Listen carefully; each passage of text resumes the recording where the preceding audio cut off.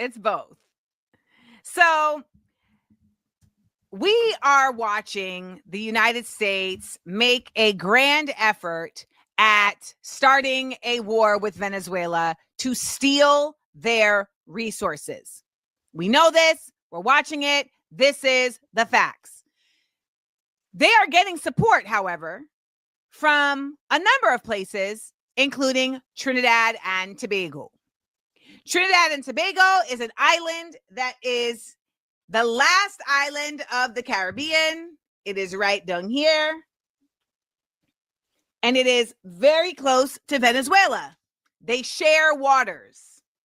There has been some accusations that Venezuela has tried to steal oil from Trinidad, and this has been used as legitimizing of why Trinidad would be in cahoots with the United States.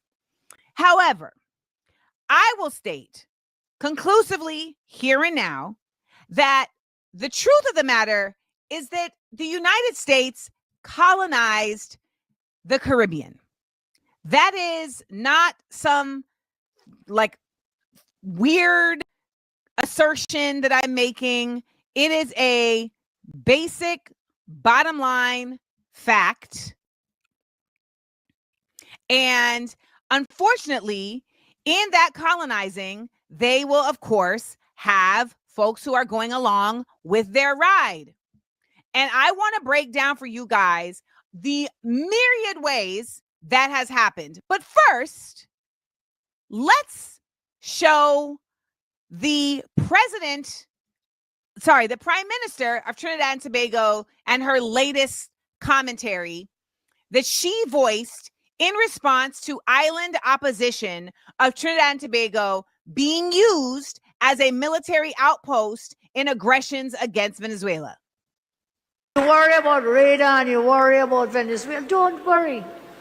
And I'll tell you something, I think it's the height of hypocrisy and unkindness that there are people in our country who want to fight the Americans. Tonight, I say it again, I stand in bilateral relationships with the United States of America.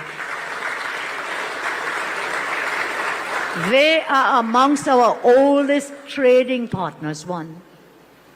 They are our largest trading partner in terms of millions of dollars trade between us. With Venezuela, we have 0.000 trade. With the United States, Minister of Trade, are you here? Kennedy, you may know. Billions of dollars in trade. Let's really take a look when she says that the United States are friends. Let's take a look at how the United States has colonized the Caribbean. I said recently that the United States is I said recently that the Caribbean is the Africa of the Western Hemisphere, in that it has been systematically destabilized and its resources stolen.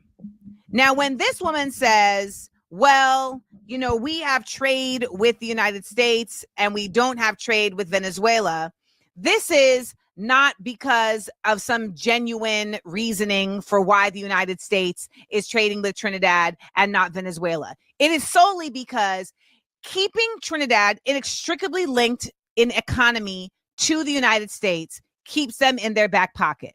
This is an example of soft power. It also allows for them to continue to control it allows them to continue to control Trinidad, and thus they are not operating as a sovereign nation.